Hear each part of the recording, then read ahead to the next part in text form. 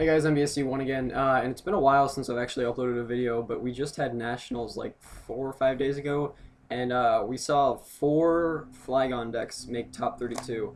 And ever since I saw that, I thought it was a really cool thing, and I watched the video with Henry Pryor playing against, I think his name was Darrell. He's running a Garbodor Yveltal deck, but anyway, I just saw how powerful the deck was, and I never really realized it could be a tier 1 deck. But now that we have seen four make top 32 at Nationals, the biggest tournament in the world, I can confidently say that this deck is definitely going to be tier 1. So I've got a list for you. I've been testing it like all week. I was just on vacation with my brother, so I've been playing against him like so many games. I've tested like 50 games with this deck. So I think I already have a pretty solid list. I got a lot of the cards just from Henry Pryor's list just by watching him. But you know, most lists are going to be pretty similar just because it's a Sage 2 deck, and like there's not much that you can tech differently. I don't know how to explain it exactly, but most of the cards are going to be pretty much the same. Most Flygon lists are going to be like 55 cards are the same, and then maybe 5 are different. But anyway, I just thought I'd give my list. It is significantly different than his actually. So we'll just start with a Pokemon. Excuse me. I am missing some cards for this deck. So, these are 4 Trapinch. As you can see, 2 of them are Froakie. I actually don't have 4 Trapinch at the moment, so I've just been testing with proxy cards, but it's fine.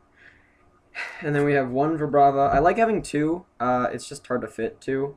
I know some lists will have 2. I'd really like to have 2. I might even cut something for it. And then just 4 Flygon.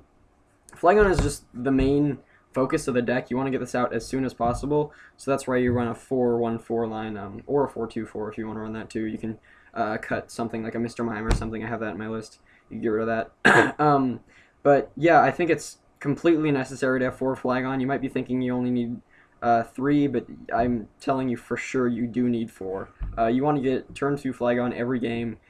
This deck has to be very consistent because evolution decks are kind of they can be kind of inconsistent, so you need to have a lot of Ultra Balls and Level Balls and a lot of consistency cards to make sure that you can get Flygon out as soon as possible. So that's why you have such a thick line of that. And then for the Dusknoir line, we just have 2 Duskull, 1 Dusclops, and 2 Dusknoir. This is sort of thick too, actually. I find that I actually want to go the Dusclops route as much as possible. I'd actually like to fit a second Dusclops in this deck because I really want to use those rare candies to get Flygon out. So I don't usually go rare candy from Duskull to Dusknoir. I usually go the Dusclops route if I can. Yeah, so I'd like to have a second one, but the only really thing I could cut for a second Dusclops would be like a rare candy, and obviously I can't do that, so I gotta go the 2-1-2 line. I think it's really important to have the 2-1-2 line, especially with Lysander. It's important to have a thicker line rather than like a 2-1-1 or something like that, or maybe even just a 2-1 line. I think it's important to have this thick of a line. And you don't need to get that out as soon as possible. The priority should be to get out Flygon, and then after that, maybe set up Dusknoir or Accelgor. But if you're going to use Accelgor, you have to have Dusknoir out. So it really should go Flygon, Dusknoir, and then Accelgor. That should be the order of priorities, so that you can take full advantage of the damage swap and make deck and cover as efficient as possible. Now, we just have a 2-2 line of Accelgor, and the reason for this is it's not that important.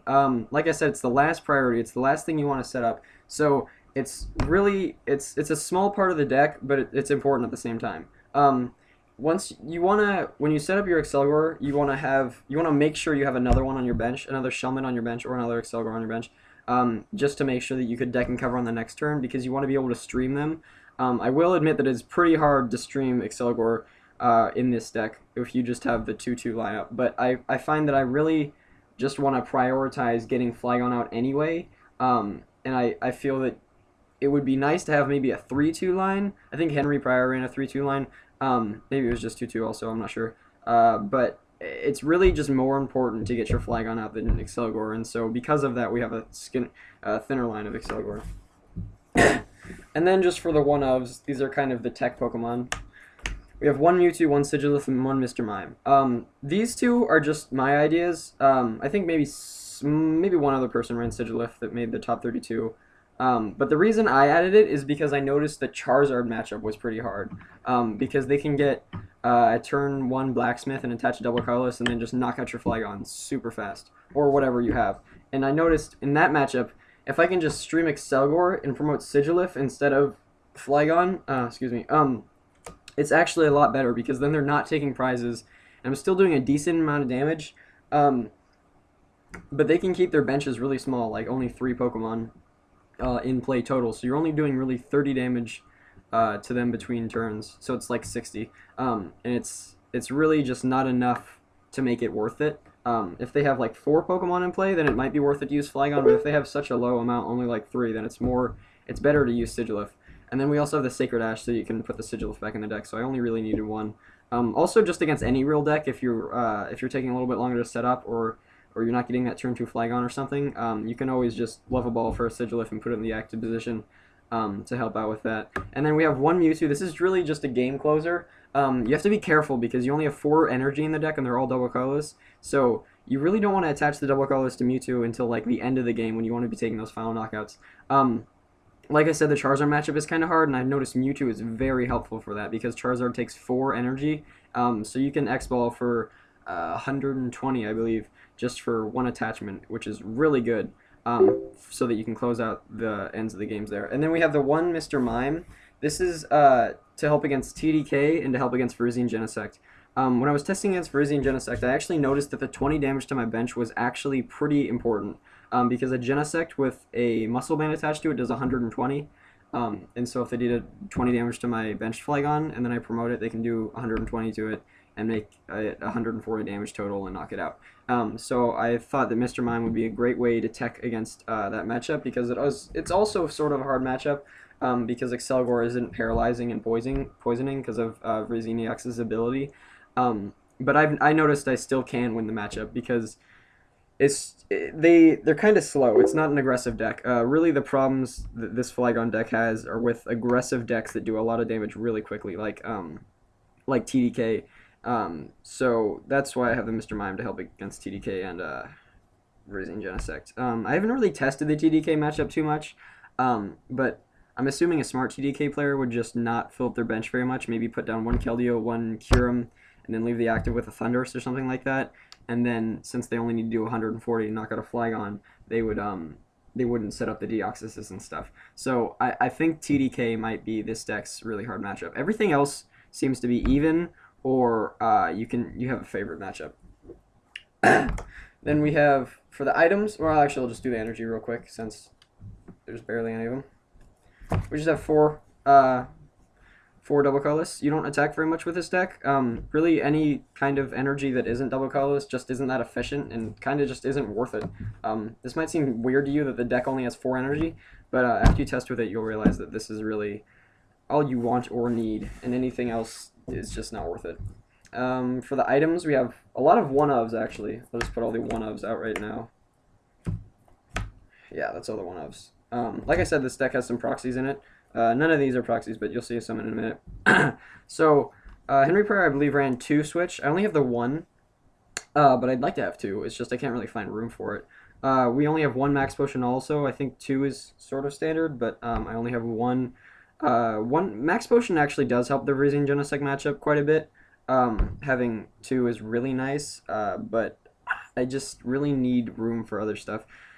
It might be better to take out that Mr. Mime for a 2nd max potion, but the thing is, I think Mr. Mime is going to help against TDK also, so I have that too. And then also against Landorus, if people start running Brandon Salazar's deck, because, you know, that won Nationals. And then we have 1 Enhanced Hammer to slow down Plasma decks, especially Lugia, because Lugia can take prizes really quickly, and they're really aggressive, so you need to watch out for that with this deck. You need to get Dusknoir out really quickly and get a lot of damage on the board so that you can just shut down their Lugia as fast as possible.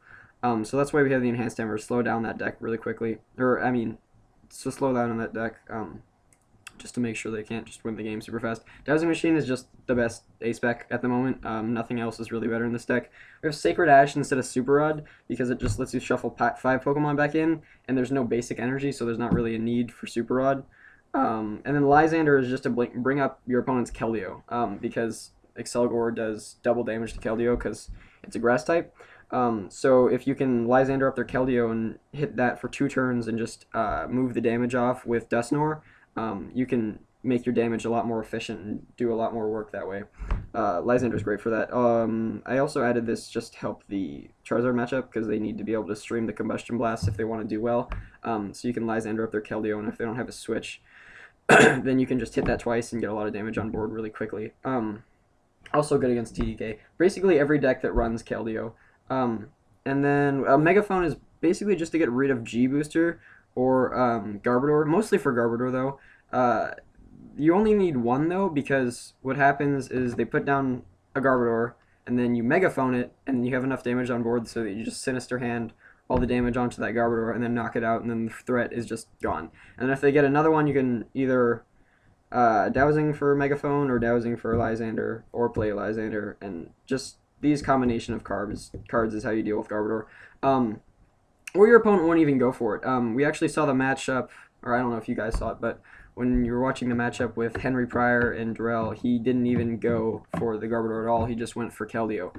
So if they go that route, you can just Lysander up the Keldeo too. And then I believe that's all for the one-ups. Oh, another thing about Enhanced Hammer, I just think this should really be in like pretty much every deck, because every tier 1 deck right now runs Special Energy, so it's pretty much always good. And then for the rest of the items that aren't one-ups, these Plasma Balls are supposed to be level balls. I just have them in other decks at the moment. So we have 3 level ball, and then these Water Energy are supposed to be rare candies. So 3 level balls just to get your basics out super fast. You want to get that turn 2 Flygon as quickly as possible. It also helps you stream Accelgors having a lot of level balls. And if you look at like Gothitelle Accelgor deck lists, you'll see that they run like a bunch of level balls like this too. Then we have 4 rare candy. This is just to get Dusknoir and Flygon out. It's obvious you run 4 rare candy in every stage 2 deck. For the items, we have 3 Floatstone. This is just so that you can put this on Flygon so that he can retreat for free, so that you can deck and cover and just switch them every turn, Accelgor and Flygon. Yeah, I actually really want 4 Floatstone. It's something that's kind of been bothering me. I really want to have 4 Floatstone in this deck. It's just I can't really find room for it. Yeah. So, yeah, they're only 3 Floatstone. It's kind of a problem, but pretty much every Flygon list only runs 3 Floatstone, so I figure maybe I'm just playing it kind of weird or something. 4 Ultra Balls just to make the deck really consistent, get the Pokemon you need out really quickly. Yeah, we just have 4 to make sure you can get that turn 2 Flygon out really quickly, and that's about it. These are all supposed to be beaches. Sorry, I know I have a lot of proxies. Yeah, you just have 3 beaches because you're going to be beaching a lot. Every turn that you're not using Accelgor and just beaching, you're just beaching, so it's really good to have 3. I'd actually run 4, I just don't have 4 copies, and I felt like it was unrealistic to put 4 copies in my deck if I can't ever run 4 copies at a tournament anyway. So I just have the 3. I think 3 is fine. You could do 4 if you want, but I don't even think 4 is really necessary. But 3 is really nice, so that you can win the Stadium War almost all the time. You can get it out turn 1 most of the time, too. And then for draw support, we have 4N, standard in every deck. There's no reason really not to run it. It's actually even better in this deck, because you can keep damage on your opponent's board for as long as you want with Dusknoir. So you can be ending yourself 6 cards for like almost the entire game, usually. So N is actually really powerful in this deck. And then we have 4 Skyla.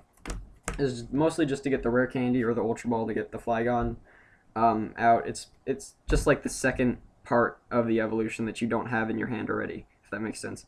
You probably know what I mean. But anyway, 4 Skyla is just really good. And then we just have 3 Colress. And that is a really pretty thin supporter line. You're probably wondering where my Juniper are, but I'll explain that in a minute. 3 Colress. I originally had 2 and 1 Juniper, but every time I drew Juniper, I just didn't want it, and I was discarding things I didn't want to have, or I didn't want to discard, excuse me. And so I was just thinking, like, why not just risk it and run 3 Colress? And so that's what I decided to do. Yeah, so now we have 3 Colress, and it's super powerful supporter all the time except for early game. So you really just gotta hope not to draw this in the early game, and even if you do, you still have 4 Ultra Ball and 3 Level Ball to get more Pokemon on your bench. So Colress is still gonna grab you a pretty good amount of cards, even early game. Yeah, it might only be like 3 or 4 on like turn 1 sometimes, but it's still a really powerful supporter, and I think this deck deserves 3 copies of it. And oh yeah, no Juniper, so Oh, this is an extremely it's a long video. We have no Juniper just because the deck doesn't want to discard anything really. You pretty much want to have everything in your deck. There's never really a time where cards just become dead. So you really just want to keep everything in your deck, and there's not really a way to recycle any of the energy or any of the items. So you really don't want to discard any of that stuff. The only thing that you can really recycle is Pokemon with Sacred Ash, and you only get to use that one time. So discarding things is pretty. It can stink really bad if you have a Juniper and a handful of draw support or a handful of Pokemon. So yeah, that's why I got rid of it. There was a couple of games where I just had the Juniper in my hand, and I was like, if I Juniper now, I'm probably going to lose the game. So that's why I added in the last Colress. And yeah, I never even tested with more than one Juniper because I just felt like it's just with one I was unhappy with the amount of it in my deck anyway. So yeah, and then also when I ran Gothitelle and Trevenant Accelgor, I realized that you don't want Juniper really that much either. Maybe I think I ran 2 copies back then though because cards do become dead in your hands. Sometimes there's things you just don't need anymore because you got the lock set up.